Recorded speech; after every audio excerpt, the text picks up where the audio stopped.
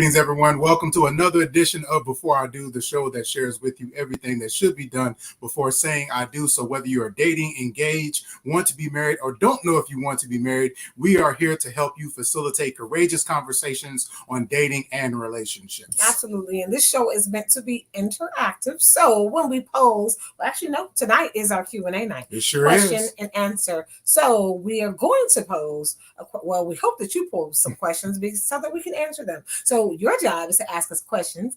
Our job is to answer them. Absolutely. So tonight is the last Wednesday night of the month, which means it is our Speak Now Q&A night. We are here to answer your questions regarding dating and relationships. And we actually have already had a few that have already come in. If you have been following us, we have this month been talking about forgiveness within dating and relationships, which is a really fascinating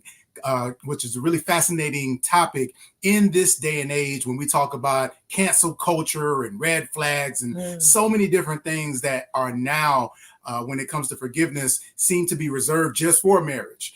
Now this whole idea of forgiveness and the whole forgiveness credit score and things of that nature. And so it's been a really interesting topic. So again, your questions don't necessarily have to be related to what we've been discussing this month. We're here to answer any questions that you may have. But again, over this past month, we have been talking about forgiveness, which has been a really fascinating topic, right? Absolutely. And we are an open book as well. When we work with our clients, our clients know they can ask us whatever they like. Okay.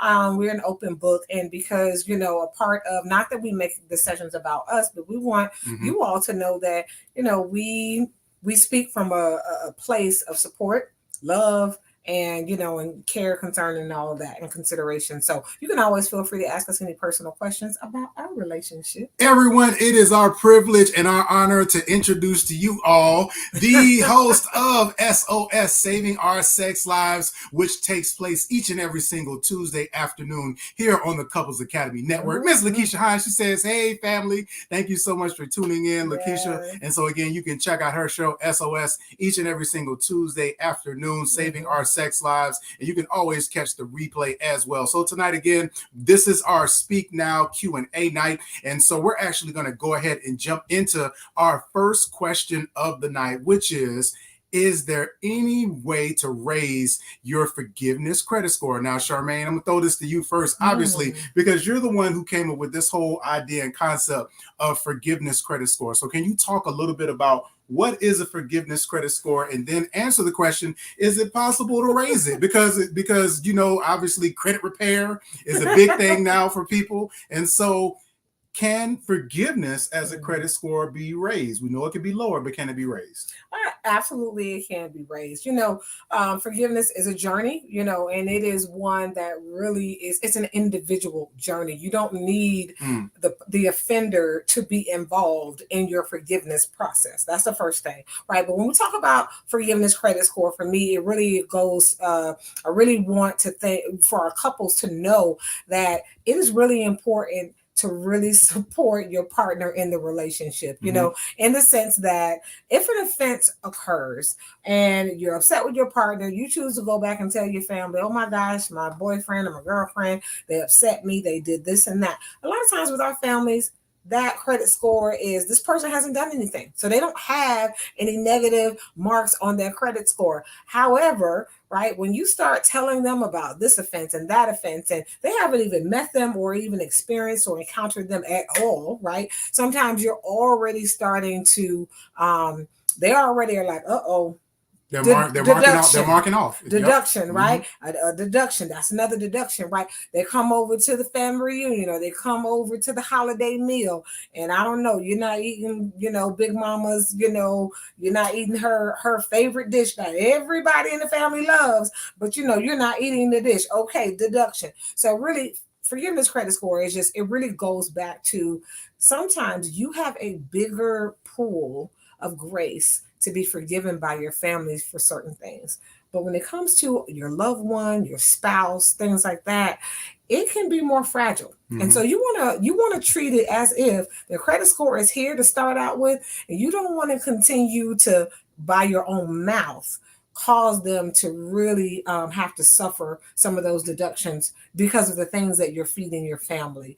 Hey, allow them to just be themselves, operate in their natural environment, and allow your family to kind of form their own opinions. Absolutely. And I agree. And I think the whole idea of a forgiveness credit score is a really great way of describing how some of the conversations we can go back and have with our family members and our friends can ultimately impact their perception of the individual that we're in a relationship with and ultimately become a detriment to our relationship. So I love the idea of that. As it relates to can the score be raised, I believe that it can. I believe that there are two ways for you to raise your forgiveness credit score. So if you are in a situation where you have either caused your partner to have a low forgiveness credit score, or you yourself are the partner and you know you have a low forgiveness credit score, there are two things that I believe you can do. Number one, you can make sure, if you are the individual that has a relationship with the family, that if you're going to share all of the challenging things about your partner, you got to start to share some positives. So you don't get, if you're going to share the negative things about your partner, if you're going to talk about all the things that they don't do, if you're going to talk about all the mistakes they made, all the faults they have, if you want your partner's credit score to go up, then you've got to start affirming them to your family and your friends. If they did something good, if they did well for one of the holidays, if they went all out for your birthday, if they went above and beyond to do something, anything that's noteworthy, you want to make sure to share that with your family and friends as well. What this is about providing balance, because this credit score is ultimately based on the information that you are feeding your family and your friends. So the question becomes, are you balancing the information that you are sharing with your loved ones? And so this is not about overpraising them or underpraising them. This is about making sure that you're remaining balanced in the information that you're sharing with them. Now, number two, the second thing is, if you're the individual who you know you have a low credit score, then if your spouse or your partner is okay with it, try to establish a relationship with the family and friends. Now, Charmaine, for example, she talked about as far as going to family dinners and different things. That's an opportunity for you to the family to get to know you, independent of the things that they heard from their family member. So are you helpful? Are you asking to clear the dishes and the table? Are you interacting and having conversations with some of the family members, or are you standoffish? So it's an opportunity for you to really cultivate a relationship with those family members, with those friends, so that they can get to know you in a more personal way outside of just what they're being told by the individual that they're close with. So that's my 2 cents as relates to, can a forgiveness credit score be raised? I think it can. It can. And you know what? When you want your partner to definitely have a good credit score with your family, it's a difference between letting them be their most authentic self and supporting them in the process, but don't give them all the answers to the test. Sure. Okay. Don't definitely, give them all the tea on your family so they can have this perfect encounter with your family. No, they need to be the most authentic self, and your family needs to be able to naturally engage with them as well. The questions are pouring in. Thank y'all so much. And so we're going to get to them. Miss Lakeisha says, what do you say to your clients who say my partner's spouse doesn't deserve forgiveness? Now, I know that word deserve is really a trigger. It's a trigger word for you, right? So, yeah. Well, the first thing that I would, would say to a client who says, this person doesn't deserve it. And then the question becomes, really, again, forgiveness is really an individual work. So first, we have to work on mindset. How we need to audit, first of all, what is their process? There is clearly an image that they have about the forgiveness process. And most people do. Most people say forgiveness means that they offended me. I informed them that they offended me. Their job is now to come back verbally. They must apologize. And then there must be a repentance. There must be a reconciliation. There must be a restorative practice, meaning I want them to do something to restore the relationship. And then at that point, the final step is then to ask me for forgiveness, because now they have put in the work, right? But guess what? What happens when someone has caused you offense? There has been there, and the person is no longer even alive. Forgiveness still needs to occur for you to have healing. And so forgiveness is an individual journey. And without forgiveness, it taints your ability to love. It can cause physical illness in your body. There are people who literally physically get sick because they are hoarding and harboring hurt and pain. Because guess what? The person has not come to me and auditioned. They have not won me over enough because you know what? They don't deserve my forgiveness. Well, guess what? If you are waiting for people to come to you and follow all of the restorative practices, restoration, reconciliation, all of these different things, what if that doesn't happen? Now what? And so we want to empower. We want to empower our clients to know that, you know what, you can be healthy emotionally, physically, all of these things. But forgiveness, it is a process. We walk you through that journey and really to help them understand that, man, first we get to the root of the offense. What was the offense? We also help them get to the root of the person who's involved. Are they mature? Are they emotionally capable of behaving, doing whatever it is that they're doing? Are they even aware? Right? And so when it comes to our relationships and when it comes to why we were offended, who offended us, it's so many layers. And so I understand when clients do say that this person doesn't deserve it. A lot of times I will follow up with that question and then say, first of all, where are they in their developmental stage? We have 60-year-olds who are still in a 20-year-old developmental stage because they were hurt. They were traumatized. They were wounded. They didn't see it modeled. Some people don't know what forgiveness is because they never saw it modeled. Yeah, and one of the things we also like to do with our clients is we like to employ empathy, and we like to do a shoe swap. So if the challenge is that person doesn't deserve forgiveness, then now let's put you in their shoes. Come on. Has there ever been a situation where you've offended someone, and did you deserve forgiveness?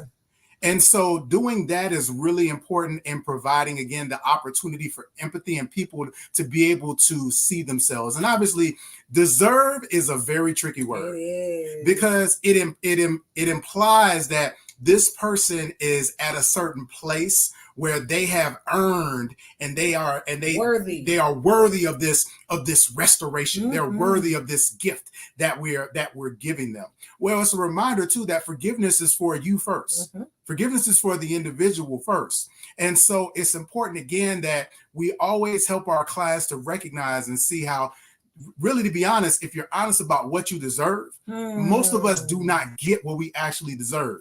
Some of the likes you've run, some of the things that you've done when nobody was looking. If there were cameras everywhere and if every offense was to be punished, you know, a lot of us have not gotten what we have deserved. So it's very important that we help our clients to recognize and see those areas where they've been extended mercy, where they've been extended grace, where they were able to receive a reprieve when they actually didn't deserve it. So we're going to take one more question before we go to a quick break. Thank y'all so much again. Y'all got them rolling in. Herbert says, is forgiveness really... Hubert, thank you. Hubert says, is forgiveness really about forgiving self? Absolutely. So forgiveness, again, starts with the individual, and that's on both sides. So when an offense occurs, if I offend Charmaine, part of the challenge is not just to work to earn her forgiveness, but also I've got to forgive myself first. Now, what I will say is you have to be careful in that because we want to sit in the pain that our offense has caused. And often what happens is that when they offend or hurt someone else, they're so quick to just want to move past, okay, I did it, you know, I'm sorry, whatever. How do we move on? No. You got to be able to really own what it is that you've done. And otherwise you run the risk of offending someone again when you don't really sit with exactly what you have done in a way that is going to be that it really is all encompassing, meaning that you want to think about how you have not only offended your partner, how you've offended yourself, how you betrayed your morals, your values, your principles, how you may have caused indirect damage to other people. So you really want to really peel back all the layers of what your offense has actually done. And what we like to say too is that if you do it right the first time, with everything that we do here at Couples Academy, with the last chance weekend, with the intensives, with everything that we do, we always tell our clients, if you do it right the first time, if you allow yourself to go through the process, you won't want to go through it again. Oh, no. You will not want to go through it again when you genuinely walk through it and own every part. When it comes to the forgiveness process and owning it, you will not allow yourself to get back to that point again. Yes. And let me tell you, typically forgiving yourself is the last step in the process. Yes. Usually it is the most difficult step if you have emotional intelligence. Mm-hmm. And sometimes we all have that IQ, but we all have a certain level of EQ. But sometimes there are clients who need to build the muscle of emotional intelligence. That means that you're not just self-aware, but you're socially aware. You are becoming more aware of how your behavior, how your interactions may enhance, or it could, how it could help or hurt other people. And so when there is someone who is really self-aware, and you have that emotional intelligence, believe me, it is easier to sit in what you did and to be able to see all the layers and the domino effect of it. And believe me, you don't want that kind of pain again. But forgiving yourself is often the most difficult step in the forgiveness journey.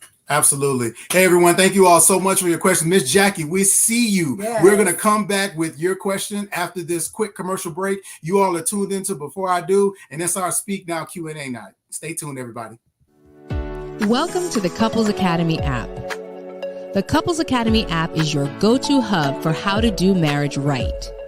Get started with our app today by perusing our amazing features that conveniently allow you to connect.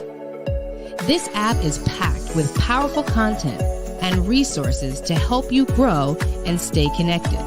With this app, you can watch our messages, find marriage resources, watch, listen, and read the real-life stories of restored couples, sign up for events, read articles and blog posts, stay up to date with push notifications, share your favorite messages via Instagram, Facebook, Twitter, or email, and download messages for offline listening. For more information about the Couples Academy app, go to couplesacademy.org. Welcome back to Before I Do. Tonight is our Speak Now Q&A night. You all are on fire with these questions. Thank you all so much for tuning in. Keisha says that we can't rush others through or to forgiveness. Ring the bell for her, please. Yes. Absolutely. You cannot rush anyone through or to forgiveness, because again, forgiveness is a self-choice, which is actually getting into our next question. And Keisha goes on to say, forgiveness is in three parts. God, so you're asking God for forgiveness first, your higher power. Others, so then you're seeking forgiveness from the person that you have offended or people that you have offended, and then self. And that others part, just so you all know, all of these are interconnected.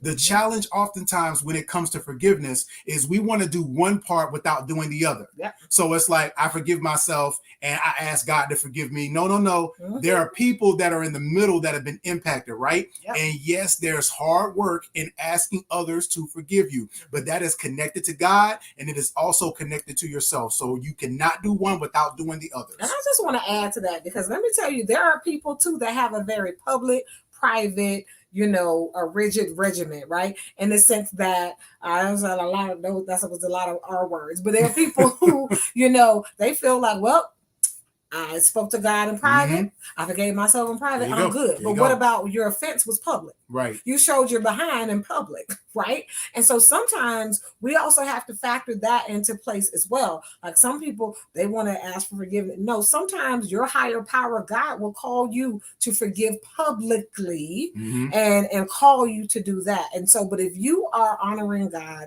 He will definitely tell you how to navigate that process, because there are people that sometimes, again, you still in your ego. Yeah, I was going to say public spectacles call for public restoration. So there is no public spectacle and then private. No. Secretively, public spectacles call for public restoration. That's and right. So, all right, Miss Jackie, we said we got you. Miss Jackie says hello from Spartanburg, South Carolina. And then she says, what do you think about people that say they can't forgive? That word can't. It just, woo.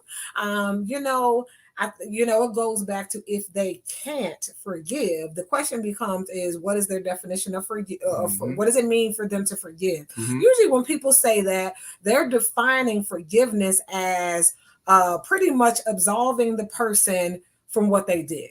It's almost like, nope, because if I forgive them, then what I'm saying is that what they did was okay. You're not saying that what they did was okay if you choose to forgive them, right? And so a lot of people that say they can't, it's usually their definition of forgiveness is skewed. And really, it is about you relinquishing resentment. You relinquish the hate. You relinquish the pain of it. And like Lakeisha said, it is a journey to do that, right? And it is an individual work because it is a diverse work. Everyone's process and journey is very different as we work with clients. But if they can't forgive, this is going to be the same individual. They're going to struggle to love. A person's ability to forgive is directly connected to their ability to love. The deeper and the more mature your forgiveness lifestyle is, the deeper your ability to love. So if you're a believer and you believe in agape love, I'm talking about selfless love. I'm talking about, I will give you a website right now. And when you read, it's all about forgiveness. And when you read these individual stories, when I tell you, you're like, I don't know if I could have forgiven that.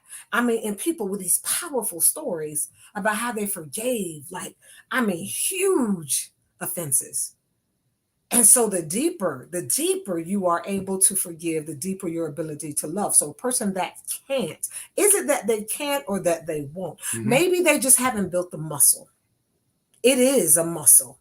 It is a process.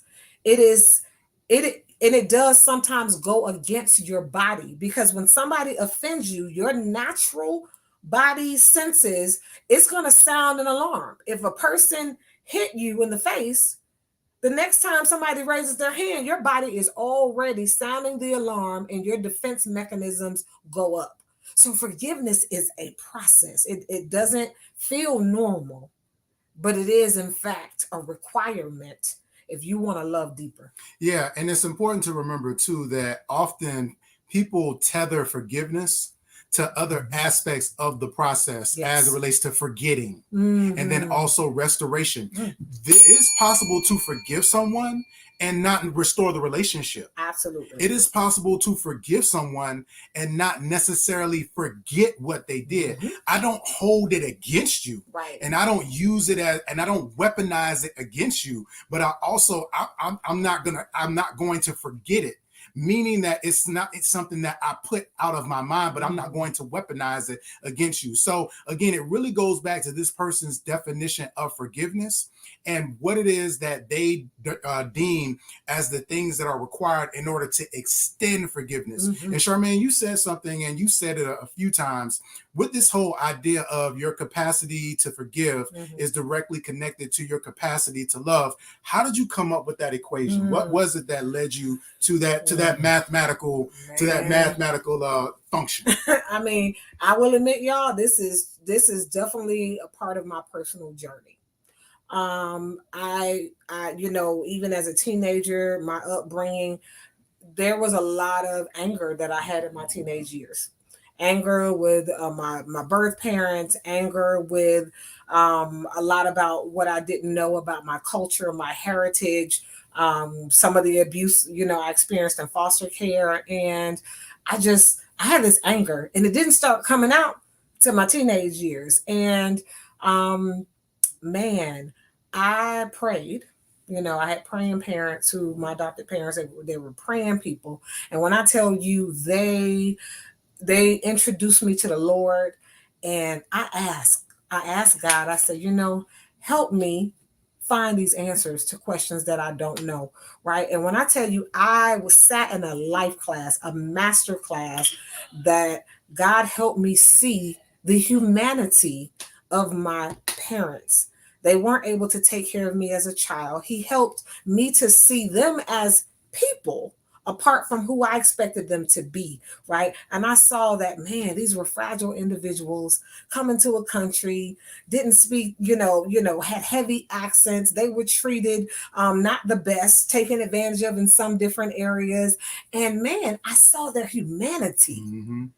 And where I once judged them, a lot of my anger and a lot of my disappointment was rooted in judgment. And so he just took me on this journey to understand that a lot of times we don't forgive because we are in judgment. And we don't truly see people for their humanity, for their vulnerabilities, for their lack of understanding or life or exposure, right? Sometimes we operate in a privilege or the lack of knowledge ourselves that we don't really understand that we are holding people sometimes to a standard and an expectation, and no one has taken the opportunity to tell them. You know, there are people out there. It has been, I had a client one time tell me that there's a family member that they avoid. But this family member keeps reaching out to them, reaching out. Everyone in the family has cut this person off, but this person keeps clinging to them. And she's like, oh, I just do not want to deal with them. But I don't have a problem forgiving. And I said, well, guess what? You're being promoted. I said, because what if, and this woman is 70-something years old, what if nobody in 40 years has told this woman how they experienced her? Mm-hmm. What if you were the only one? Everyone else just cut the person off. And maybe nobody told this person that you're difficult to work with. Maybe you have a negative affect and it's just hard to be around you. No one has told this person that. And on the spiritual side, we call that your assignment. Mm-hmm.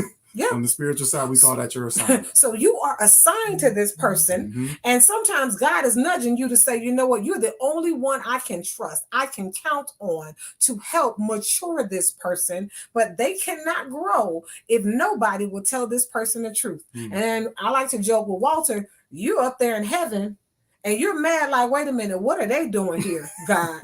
How this person get here? And he's going to be like, you know what, they here because none of y'all obeyed and told this person and partnered with this person to help learn, to help them grow, to help them mature.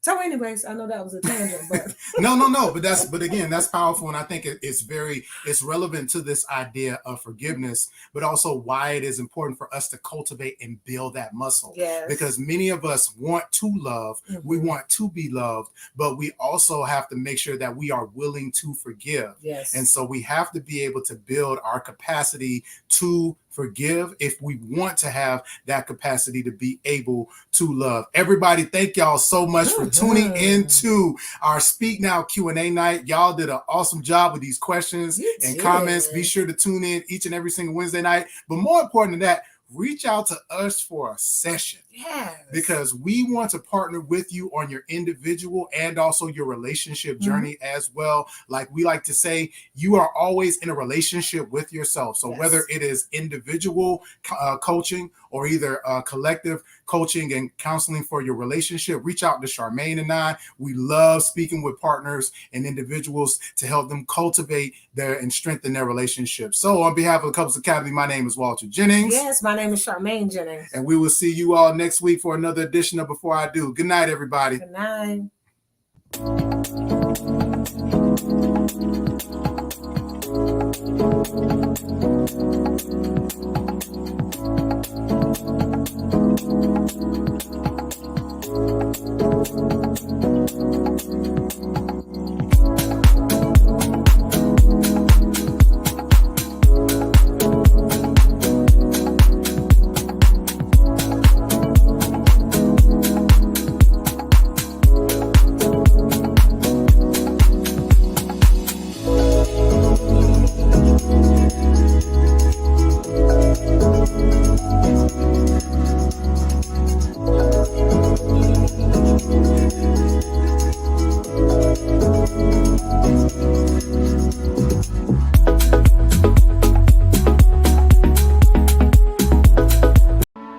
What is the best gift or investment for a newly engaged couple?